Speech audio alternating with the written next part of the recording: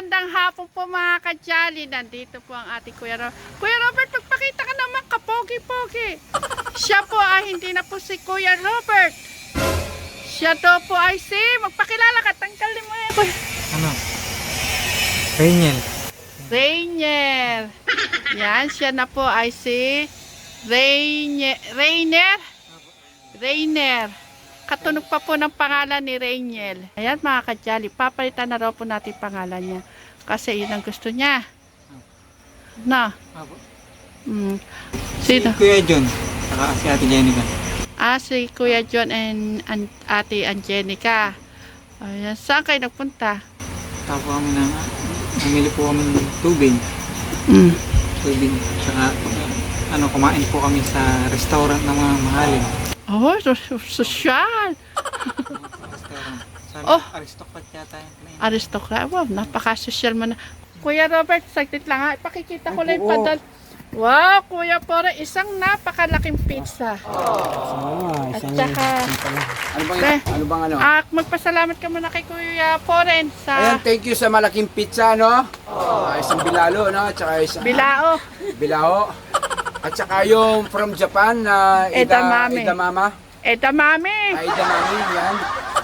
Ilalaga daw, ilalagyan ng asin. Oo naman, pe. Ganun naman talaga yan. Yung steam lang. Hindi ko alam kung asin o asukal. Asin. Asin. Pero alam ko naman asin eh. Pagtatawa na ka na nila Tita Maxi niya, nila Tita Tita Michelle.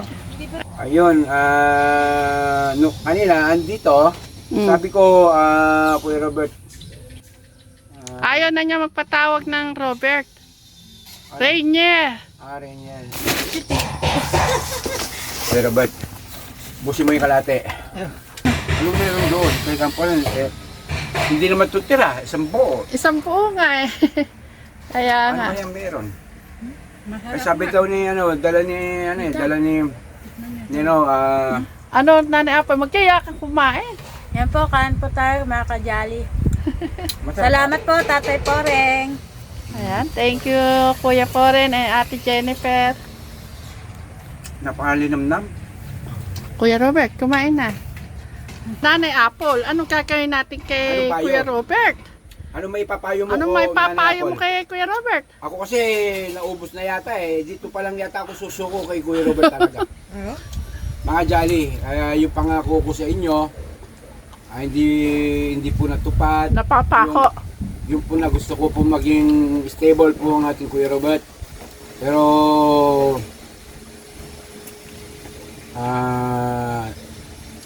hindi nasira po yung aking pangako. At siyempre hindi ko po alam kung ano po yung mga gumadaan sa kanyang isip, kaya yun po hindi ko makontrol. Kaya andun minsan yung hindi niya pagkain, hindi po kami nakakasundo kasi ayaw ko po hindi siya kakain talaga. Kaya yun. Ikaw naman, Nanay Apple, baka may maibigay ka. Nanay naman Apple, ng- payuhan mo nga si Kuya Robert. Ano may papayo mo? Tutaan, diyan ka na rin. Ayan na si Kuya Robert. Ang ipapayo ko po kay Kuya Robert. Ako sa tutusin lang Kuya Robert. Nakatira ko kala Tatay Ram. Sasabihin ko yung totoo sa inyo. Lahat yan, binapalibag ko yung mga gamit. Nawawala ka sa sarili mo, ganon? Nawawala siya sa kondisyon. Pag-asa nito niya. Tapos, sige. Yan, lagi ako pinagsasabihan. Lagi nila... Makinig ka. Lagi ako pinagsasabihan nila Tatay Ram, nila Ate Janet, nila Kuya Lito. Pero hindi ko sila pinapakinggan. Ngayon, bumalik na ako sa, hindi na ako katulad ng dati. Ang pakialam sa iba na, pero ngayon meron na dahil bago na ako. Kaya ikaw, Kuya Robert, magbago ka na rin. Hanggat hindi pa huli ang lahat, magbago ka na, Kuya Robert, kasi si Tita, lagi kang tutulungan yan. Sa araw-araw. Kasi kung di mo tutulungan sa sarili mo,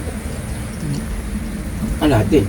Kasi, paano naman, gusto namin kumain, hindi kakain, hindi ka gagaling, di ba? Kumakain tayo sa hindi. Kaya niya, kumakain kami Kuya Robert, pinakakain kita, ayaw mo kumain. Nakaharap na sa'yo yung pagkain. Oo. Ano bang gagawin natin sa buhay? Kasi pag hindi ako makain, wala kang lakas. Mm-mm. Hindi ka makakapag-isip ng matino. Pero Robert, Lumilipad ang isip mo nun. tapos Alam- parang iniisip mo, parang may binubulong sa'yo. Para bang, sabi mo nga, parang merong gustong gawin sa yung masama.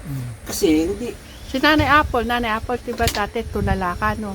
Ah. Parati tulala yan, malayong kwento mo kay Kuya Robert. Lagi pa akong tulala niyan, Kuya Robert. Kasi iba kasi Kuya Robert yung may laman yung tiyan natin, may kanin. Lalo na tayo, ikaw, ako, nagagamot tayo. Number one ang Nakita lang ang natin, Chris, ano. yun, ano, tita. Kung nakita lang ako ni tita Chris, yung ano ko lang, kung paano. Kapag nagkukwento ka, ng mga alawan, nagkukwento, tatawa lang ako ng tao. Mm. Nung andyan talaga kami kay tatay lang, hirap na hirap si tatay sa akin na. Ngayon, hindi Kung ka paano daw ako baguhin. Si Tatay Raman, hindi makalapit sa'yo. Dragon ba? Oo. Dragon? Eh, ngayon, pag nakita mo si tatay, Naglilisi ka mata. Ngayon naman po mga kajali, ayan na si Nanay Apple. Maliwala sa mukha, tumaba. Malayo yung pinagkukwentuhan, malayo yung sinasabi mo, Kuya Robert. Ang gawin mo, Kuya Robert, di ba may nagbubulong kami sa'yo? Mawak ka ng Biblia. Tapos magdasal ka. No, tatanggalin yan. Bakit Nanay Apple mo nasabi yun? Naranasan mo yun? Paano naranasan mo? Parang ano din po, nung nandun ako kala tata, may parang nagbubulong din po sa akin na anuhin ko na yung sarili ko, tapos saktan ko yung mga anak ko, pero hindi ko po ginawa yun. Napipigilan mo. Napipigilan ko Oo, meron naman po sa akin, siya. sir. Lumalaban po ako. Yung sinabi sa paglabas. Parang yung galit niya, parang sa bata niya. Gustong gawin. pero hindi mo nagawa sa mga anak mo, yung bulong-bulong sa'yo, di ba? Bulag tao. Bulag tao. Sabi ko, bakit sinasaktan ka ako Tatara mga may anak ko? nagsalita Di sa, ba, ako na sa, nasaktan. sa diwa ko. Nasaktan ko, Sa isip. yung katawan ko na to, tita, puro hiwa ng blade yan. Nakikita ko ng tateram niya. Puro hiwa-hiwa ka lang ng blade. Pero totoo talaga yung Nanay Apple? Yung isip ko, parang, ano, yung paningin mo, nag-iiba, ano, yung madilim po ba? Tapos iba-iba yung nakikita mo. Tapos, sasabihin, saktan mo yung anak mo, ganito, ganyan. Ito na yung tumto, tayo, Ay, itaboy mo, sabi daw na gasan. Pero, nilalabanan ko po. Nung may nakita pa akong notebook dun sa Anila Tatay Ram, kinuha ko po. Eh, hindi ko alam na bibili yun. Nakita ni Tatay Ram, sige, ano-ano mo yan. Nung niyakap ko yung, ano na yun, yung Maimboy. Bible na yun, parang uminit ko yung katawan ko. Biglang ano po, nag-iba yung katawan ko. Kaya sabi ni Tata Ram, iuwi muna po ako doon sa bahay. Nung umuwi naman po ako noon, wala pang ano, yung namatay yung asawa ko. Nakilala ko na po sila pastor niyo. Doon na po Yun na nakilala. unti-unti nakapagpaano sa'yo na. Opo. Yan, Kuya Robert. Ayan, tuturuan ka ni Nanay Apple. I-share mo sa kanya kung paano niya may iwasan yung Kasi si Kuya Robert, parati niya sinasabi sa amin dati, may pumupulong-pulong sa kanya. Minsan, meron daw sumasakal sa kanya.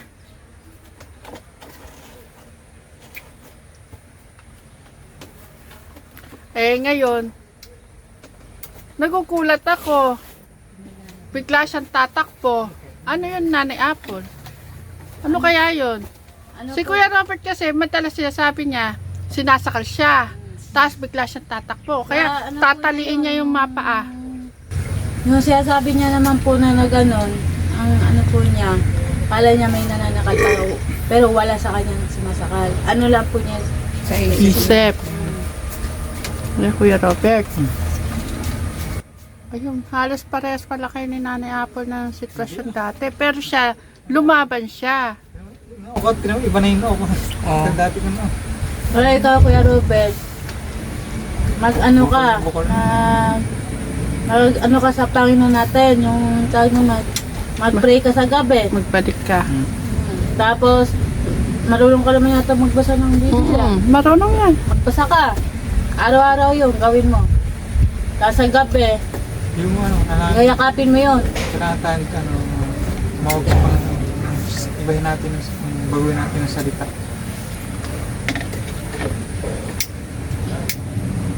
No, Kuya Robert, ano kaya gagawin natin kay Kuya Robert Nanay Apple? Ano mayan natin? Tulong natin sa kanya, diba? Una, pagkain, no? Pagkain po, saka po sa gamot, saka po, lagi po ipagdasal po siya. Kuya Robert. Pagdasal siya at magdasal siya, yun ang maganda. Tutulungan niya rin sarili niya. Kung kaya niya yung katawan niya, labanan niya yung nagsasabi sa kanya na ano. Kasi santas eh. Yung ano po yan eh. Hindi, nung unang nandito si Robert, nakitahan ko na ng ano yan, improvement. Ano siya. Nag-aararo nga siya. Naging stable na, talagang normal na ako sa Mga ugat ko sa leeg, sa may malapit sa bungo. Parang, ano siya, Paano nga lang pumapasok na pagkain sa loob Kasi ng alam katawan pagkain pumapasok na Kuya Robert, kaya mo? ganun eh. Kumain. Pero Nanay Apple dati, okay na si Kuya Robert eh. Bigla lang naging ganyan ulit. Sa ano po yan, sa gamot. Hindi kasi niya lagi naiinom yung gamot. pero dito kasi, dito naman malinis yung pagkain. Oo. Ibig sabihin yung pinagdaanan ko. Oo. Kaya niya Kuya Robert, bakit nga ayaw mo kumain? Yun ang parating nung namin, ano pa, may bubong-kulong.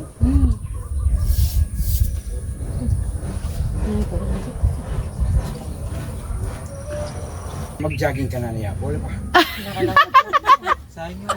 ayan mga katsari ngayon, pinagtsatsaking na si Nanay Apple ni Lito. Ngayon lumalapad. Parang kasing katawan mo na si Chris. Ayun, sobra naman po. Siguro po. Mga kadyari, sino mataba sa amin dalawa ni Nanay Apple? O, tingnan niyo sa video. Liliit daw yun Sino? yan eh. O, Nanay Apple. Kung gusto niya, hindi na madala ni Nanay Apple katawan pag pinagmamasta ko, pag lumalakad eh. Bahagya na lang po niya iangat yung paa. Kuya Robert. Gusto ko lang klaro yung isipan ko. Kaya nga, alam mo Kuya Robert, ang mga kano dyan, kumain ka sa tamang oras, nakakatulog ka, nakakapagpahinga, at yung maintenance mong gamot. Malaking tulong na yun sa'yo. May ano pa ako, may ay, Paano po mga kajali? Ayan. Later. Thank you po. Sige. May ano pala ako dun? Ano? Pinakukuha sa akin. Ano yung pinakukuha sa'yo? Sige. Sige. Pag ano, Kuya Robert, balik ka na lang dito na. Kuya Robert, balik ka ha. Sige. Ano, ano natin kay Kuya Robert? Ikaw, Chris, ano mo? Ako, yung totoo. Yung Oh. sa akin ha. Kung hindi lang din siya kakain, hindi siya kakain kasi kung mga kadyari, mahirap po talaga siyang pakainin. Minsan, isang araw. Umaabot nga ang 2 araw, hindi kumakain. Siyempre kami po hindi namin kayang tignan na hindi siya kumakain. Ginawa pa niya ng Kuya Lito mo, sinusubuan. Nakikita ko nga po dati. O, diba? Yung huli. Kamukha niya kumain tayong pizza, kumain ba siya? Hindi naman. Ganun siya. Ma-epekto rin yung gitukan. Baka, Dito ka siyempre. Baka At magkabutas saka yung isip. Yung isip niya. Saka Yung, yung isip niya, iba yung sinasagot niya. Kasi dala nung nalilipasan siya ng gutom. Yun ang totoo na, nalilipasan kasi. Nalilipasan kasi. Kaya, kasi Nanay Apple, nung ano yan, okay na yan eh. Okay na. Okay. Okay yan, si Kuya Robert nung magaling, diba? Tapos pag kami kumain, pag tinawag mo, sabay-sabay kami. Kasi gusto nga namin, sabay-sabay kami kumakain. Oh, kasabay namin ni Chris. Hindi ikaw na, ngayon na, diba, ikaw yung kasabay namin. Dati, ganun din si Kuya Robert, kasabay namin siya kumakain. Isinasabay talaga namin dahil, syempre, inaano namin, pinaparamdam namin sa kanya yung isang pamilya. Kahit na, ang ano kasi ni Kuya Robert noon, parang, yung balat niya, diba? Pero mapula. Sa sobrang init lang yun. Yan, sige na nga, magpaalam na tayo. Naantok ako kay Lito. Ika siguro, magsialis na nga kayo dyan.